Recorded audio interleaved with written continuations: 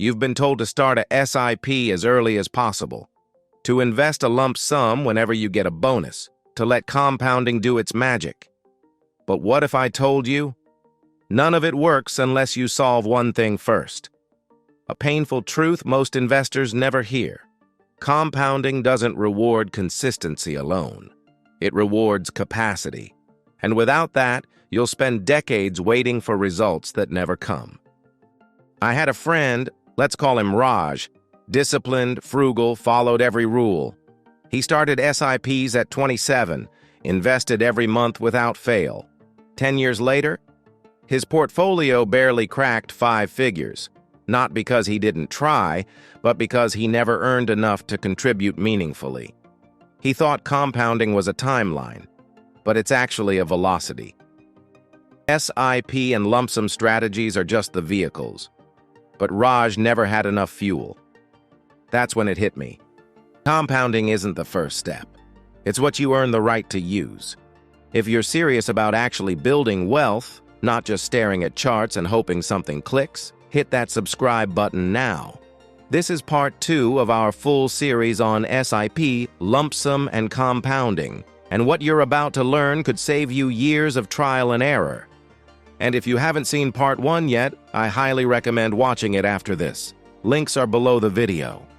Let's kick things off with a truth that might sting a little. Compounding is not the beginning of wealth building, it's the reward. And if you're trying to make it work without building the foundation first, you're not compounding, you're just hoping. Here's the part the finance world rarely tells you.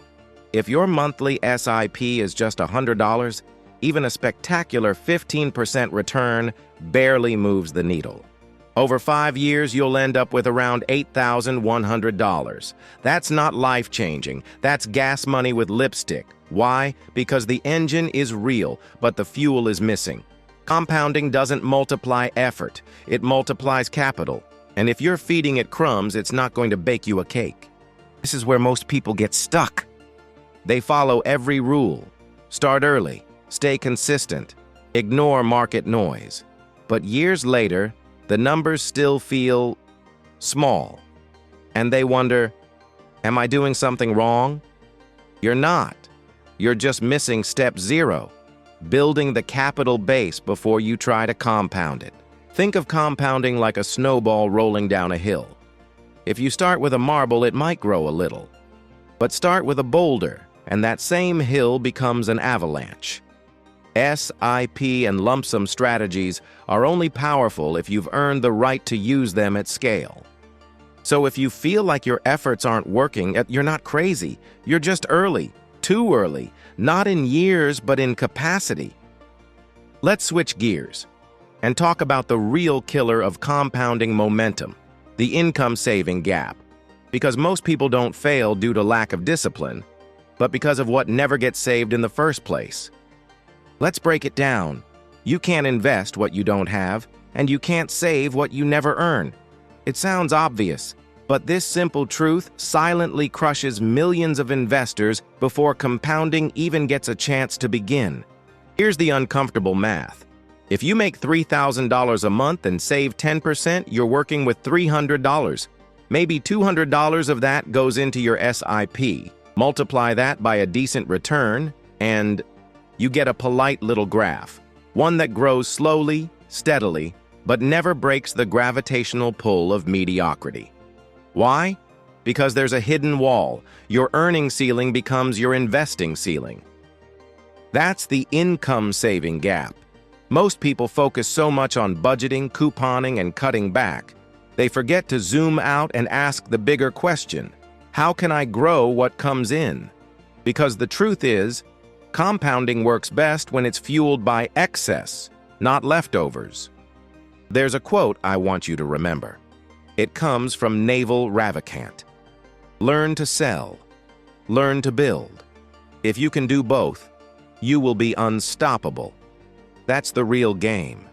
If you can increase your ability to earn, you increase your ability to invest, and then compounding can take over. If your SIP is starving, it's not your fault. It's your system. And that system starts with income. If this breakdown is helping you rethink SIP and lump sum investing, take a second to like this video. And let me know in the comments if you've ever felt like your income just isn't enough to build real momentum. Let's keep going, because the next one is sneaky. If you're like most investors, you've been taught that the safest, smartest way to invest is through SIP, systematic investment plans, regular, consistent, disciplined. But then, somewhere along the way, you hear about lump sum investing. And suddenly, you start questioning everything. One is praised for dollar-cost averaging. The other is sold as getting in early to maximize returns. But here's what no one tells you. They both fail if the mindset behind them is reactive. Let me explain. Imagine you get a $5,000 bonus. You panic. Should I throw it all into the market right now, lump sum, or break it into smaller SIPs across months? You start reading Reddit threads, watching gurus argue, and before you know it, you've waited 2 months doing nothing. You're paralyzed by strategy. And that's the trap. It's not about SIP versus lump sum. It's about purpose, timing, and context. SIP is fantastic when you have consistent income but limited capital. Lump sum is powerful when you've already built capital and know how to deploy it strategically. But neither will work if you don't understand why you're using them. If you're investing just to do the right thing, you're walking blind into a game that punishes indecision. Most people try to find the best method, but the wealthy, they build systems around both. They create cash flow engines that fuel SIPs, and then reserve windfalls for lump sum moves at the right time. That's the shift. If this resonates, comment below. System over strategy, because that's the real lesson here. And I want to see who's paying attention. Let's break it down further in the next lesson, where we'll uncover the timing illusion that fools even smart investors. One of the biggest lies in the investing world, and this one's subtle, is the idea that timing is the secret to compounding. That if you just start early, you'll win. But here's the twist. Early means nothing without scale, and most people start early, but small. Think about it. A 25-year-old invests $100 a month into a SIP for 10 years. A 35-year-old waits, saves aggressively, then drops $25,000 in a single lump sum. Fast forward to age 50, and guess what? The second investor often comes out ahead. Why? Because compounding is not about when you start. It's about what you start with. We've all heard this Einstein quote thrown around like confetti. Compound interest is the 8th wonder of the world. But here's the real quote that matters, from Charlie Munger. The first rule of compounding is to never interrupt it unnecessarily. And the second unstated rule? Make sure you're actually compounding something worth multiplying. Most SIP plans start too small. Most lump sum investments are triggered too randomly. And most investors obsess over calendar timing, instead of focusing on financial readiness. Timing only works when it meets preparation.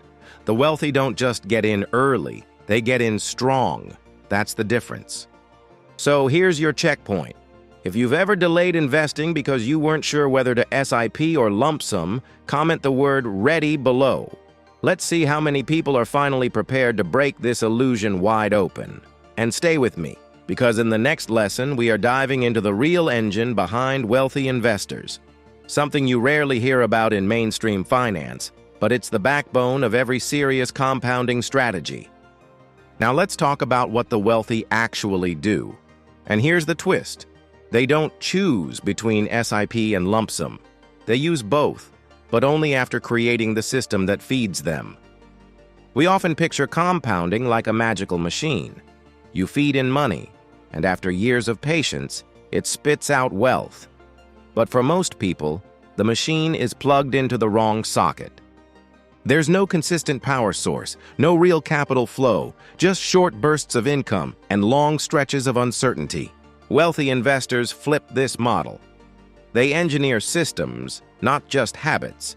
They build income-producing engines that automate both SIP and lump sum opportunities. A side business that generates steady monthly cash becomes fuel for SIPs, an asset sale or bonus. That becomes strategic lump sum capital, but none of it happens randomly. It's pre-wired. Here's where it gets interesting.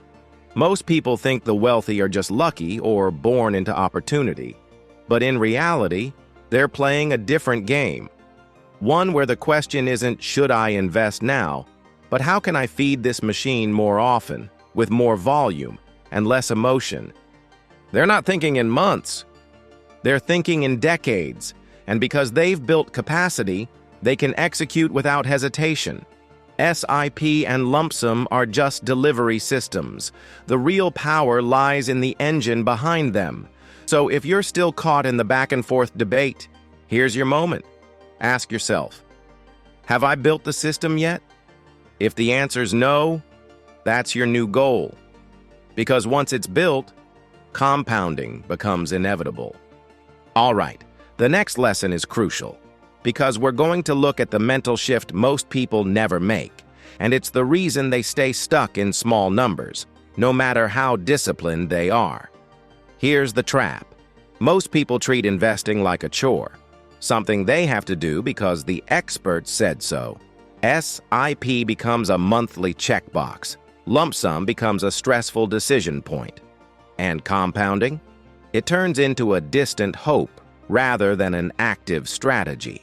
But wealthy investors, they flip the switch. They see money not as a scarcity to preserve, but a tool to deploy. Every dollar, euro, or pound becomes a soldier. Every investment, an offensive move. The question isn't, will this grow? It's, how do I give this the best possible battleground to multiply? That's the shift. As Morgan Housel once said, doing well with money has little to do with how smart you are and a lot to do with how you behave. It's not about intellect. It's about behavior. The poor try to avoid losses. The middle class tries to optimize returns. But the wealthy, they focus on velocity. They want capital moving, compounding, multiplying, always with purpose. This mindset alone changes everything. Because once you stop treating SIP and lump sum like methods and start treating them like toolkit in a bigger system, your results explode. So ask yourself honestly, are you still investing from fear or from strategy? Now, talking about toolkit, I'm testing an idea, and I'd love your input. I'm considering building a Google Sheets command center, something simple but powerful. It would help you track your net worth, compounding growth, income, expenses, investing habits, cash flow, and long-term wealth goals all in one place. It's not just a tracker, it's a system, a strategy hub, the kind of thing I wish someone had handed me 10 years ago. Would this actually help you? If there's enough interest, I'll launch it with a full walkthrough and give early access to those who want in. It won't be free, but it'll cost less than one bad money decision. Trip to Wealth isn't just about talk. It's about tools that move you forward. So if you're serious, check the early access link below and join the waitlist. All right, let's keep going, because this next part is something almost no one talks about. Not financial influencers, not brokers, not even most fund managers. And yet, it's the hidden lever that makes or breaks your compounding results. It's the concept of time segmentation. Most people lump all their money into one mental bucket, long term. But here's the truth. All time isn't equal. The wealthy break their time frames into windows. Some money is for 3 years, some is for 10. Some they'll never touch. And that's where compounding gets interesting. Because the longer you can lock in a capital base, without touching it, doubting it, or redirecting it, the more you enter the realm of exponential growth. Let me give you an example. 2 investors both contribute $10,000. One plans to use it in 5 years. The other won't touch it for 20. They both get a 10% return. At year 5, the first investor has about $16,000. The second, nearly $67,000. Same capital, same return, completely different outcome because of time. Most SIPs are set up with short-term withdrawals. Most lump sum investments aren't shielded from emotional decisions. That's the fatal flaw. So here's the uncommon insight. If you want exponential results, you need exponential time. The game isn't start early. It's lock capital away for longer than anyone else is willing to, and let the engine do its work. We'll tie this together in the final lesson. But for now, if this opened your eyes to the power of protecting time, comment below, long game. Let's see who's building for 2035, not just 2025. All right, let's bring everything home. We started this video, the second in our new series on SIP, lump sum, and compounding, with a simple but powerful idea. Most investors get compounding wrong because they start too early. Not in time, but in capacity. In Lesson 1, we exposed the foundational flaw, treating compounding as a starting line instead of a reward. Without capital, without fuel, even the best financial engine can't run. You're just hoping, not building. Lesson 2, revealed the income-saving gap. You can't invest what you don't earn, and most investors hit a ceiling far earlier than they realize.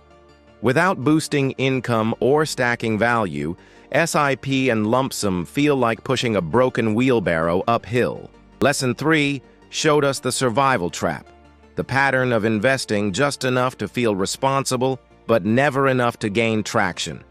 The wealthy sidestep this by compounding after they scale their base. Lesson 4 taught us how to protect growth, not through timing the market, but by insulating our system from distractions, noise, and emotional sabotage. Stability beats hype. Lesson 5 gave us the playbook of the wealthy. They don't choose SIP or lump sum. They create systems that feed both, automate the flow, build leverage, and move from reaction to intention.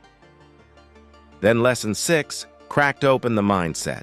Compounding isn't about intellect, it's about behavior. The poor save, the middle class invest, the wealthy deploy. Lesson 7, that was the time key. Compounding only becomes powerful when the capital is left alone long enough to grow without interference. Most people never give it that chance. And now you've got the blueprint.